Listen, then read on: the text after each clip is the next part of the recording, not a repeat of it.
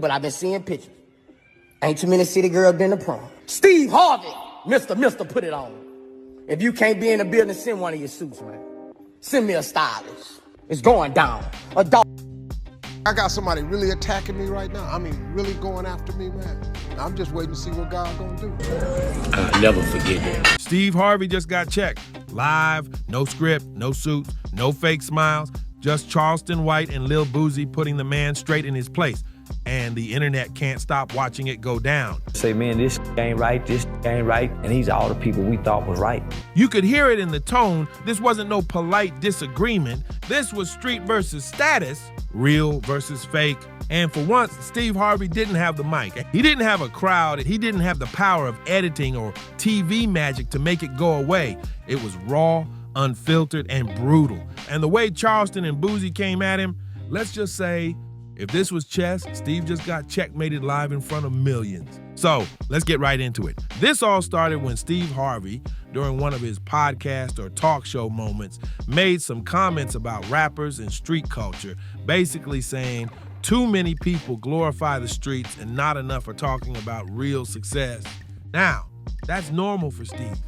That's his whole thing. He's the clean-cut uncle of comedy, the guy who made it out the hood and now tells everybody how to think, talk, and act if they want to make it. He exposed them people. I'm exposing gang members. Something totally different. I got gang members, homie. This talking about Steve Harvey, just giving you some of the biggest names that we know today. He giving us stuff that you only get to see behind the curtain. I'm telling us the obvious truth that we all know. But the problem is, Steve forgot who he was talking about. Because when you start generalizing, acting like you're better than the streets, you're bound to catch the wrong person's attention. And this time, that wrong person was Charleston White. Charleston don't play that polished TV game. He's not Hollywood. He's not fake humble. He's raw, he's loud, and he doesn't care if what he says ruins your brand. So when he heard Steve Harvey downplaying Street Man, Charleston went off and he said, Steve Harvey out here talking like he ain't never been around no real ones. He think because he put on a suit, he better than the people who made him famous. Man, I ain't got nothing to say about the K. Williams situation. I don't know about nothing about that. I know he a real nigga to me. Like I say, bro, I came home, I ain't had nothing, man.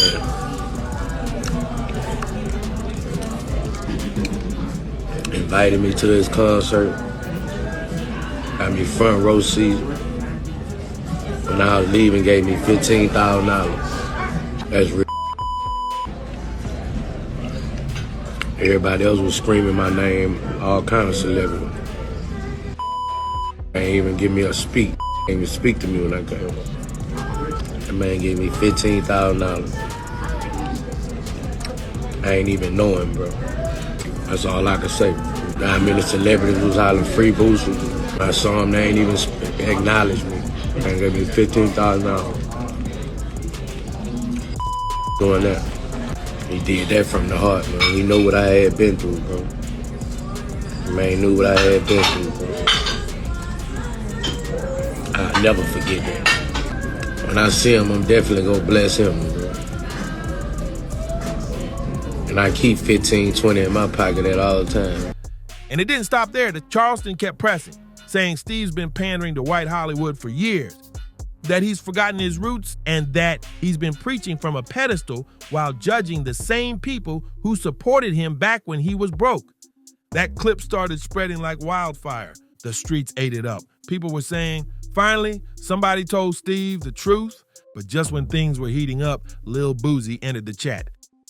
Now, you already know, when Boozie jumps in, it's about to get messy. Boozie's not afraid of controversy. He speaks his mind, no filter, no corporate leash. And this time, he backed Charleston 100%. Boozie said, man, Steve Harvey always trying to talk down on folks who live different from him. He forgot where he came from. He talking like he perfect, like he ain't never did nothing wrong. That's what fake people do when they get money. And that hit hard because Boozie and Steve come from two different worlds. But they both came up from struggle. Boozie never changed his tone. He still walks the same way, talks the same way, and stands 10 toes down on his beliefs. So when he called Steve out, it wasn't about fame. It was about authenticity. Boozie said straight up, you can't sit on TV and act like you better than the same hood that raised you. And at that moment, fans said the same thing. Steve Harvey had finally met people he couldn't talk over. Now, to understand why this moment exploded so hard, you gotta know who these men are and what they represent. Steve Harvey, he's the symbol of made it, the polished black excellence narrative. He tells people, get out the hood, wear a suit, speak properly, pray, grind, make money, be respectable. That's his whole message. But that message comes with a cost, because not everybody who came from the struggle wants to be polished. Not everybody wants to lose who they are just to fit into a system that was never built for them.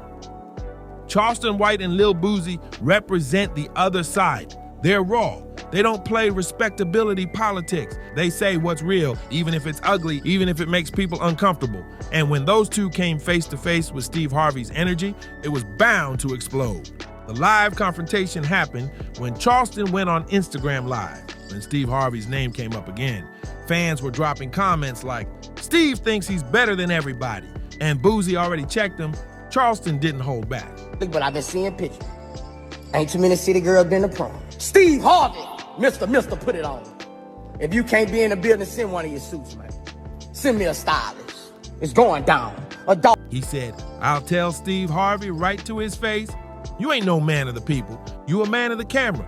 You built your brand on preaching, but you don't practice what you preach. And then Boozie joined the live. Yeah, that's when things got crazy. Boozie came in like, yeah, Charleston, I've been saying that too. Steve act like he the only one who know how to be a man. We men too, bruh. We just come from different cloth. Steve's fans were in the comments losing it. Some defending him, some agreeing with Boozie and Charleston, but the energy was undeniable.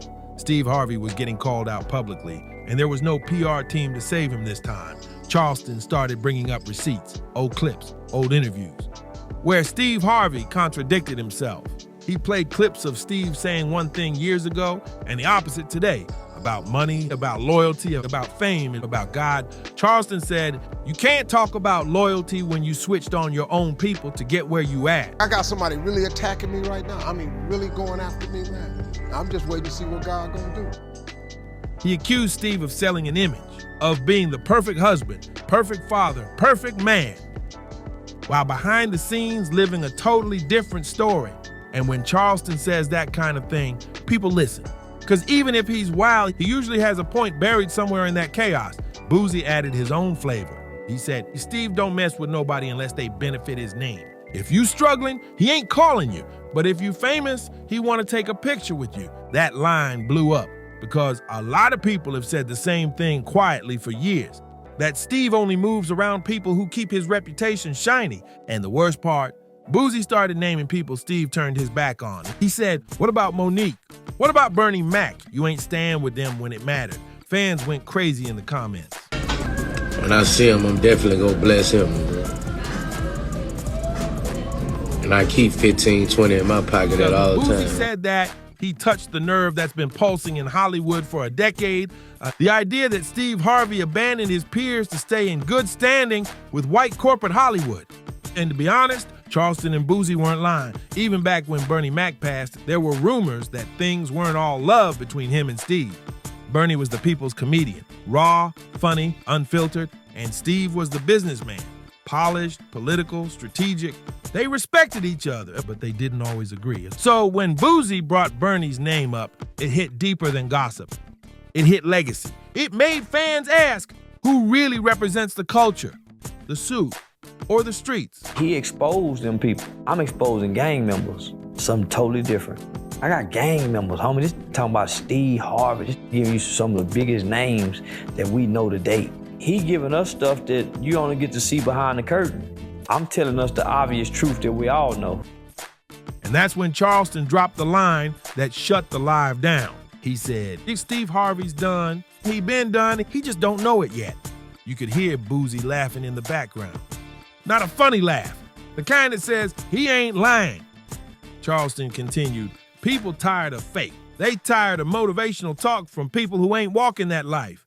You can't sell faith when your actions show fear. And that's when it clicked for everybody watching. Because at that exact moment, Steve Harvey's image, the TV man, the preacher, the life coach, was cracking. Not because Charleston or Boozie destroyed him, but because they made people look closer. Now let's be fair. Now, Steve Harvey hasn't responded publicly to the full confrontation. He's too smart for that. He knows any reaction only adds fuel to the fire, but silence can say a lot too. Because when you've built your whole brand on being the voice of truth, and two of the most unfiltered voices in the game are calling you fake, you either clap back or come clean. And Steve, he's been quiet. That's not a good sign. This whole thing has become more than just beef. It's a generational clash. Old school entertainment versus new school authenticity. Steve represents the era of image. Charleston and Boosie represent the era of exposure. Back then, you could hide behind TV lights. Now, you can't hide from live streams. And in this new world, your truth gets tested every day, in real time. So what happens next? Well, fans are split. Some say Steve Harvey's still the OG, that he earned his spot, that he built his life from nothing and deserves respect. Others say he's lost touch, that he's forgotten the people who made him, that he's playing preacher while cashing checks. And the thing about public opinion is, once that doubt sets in, you can't PR your way out of it. Because no matter how many motivational clips you post, people remember when the streets called you fake. Charleston White and Lil Boozie didn't just check Steve Harvey. They exposed a divide between Hollywood and home, between performance and reality, between the image of success and the price you pay for it. And no matter how much money Steve's got, he can't buy his way out of that conversation. Because at the end of the day, people don't want perfection. They want real, and for the first time in decades, Steve Harvey's being forced to prove which one he really is. So what do you think? Was Charleston White out of line? Was Boozie speaking truth? Or did Steve Harvey finally get the reality check he's been dodging? Because one thing's for sure, the streets are watching, the fans are watching, and for Steve Harvey, the silence is getting loud. This is Buzz and Drama, where we bring the real, no filters, no favors, no fake smiles. Hit that like button, subscribe and drop your thoughts in the comments. Is Steve Harvey's era really over? Or will the King of Talk find a way to talk his way out of this one? Either way, we'll be watching. See you on the next one.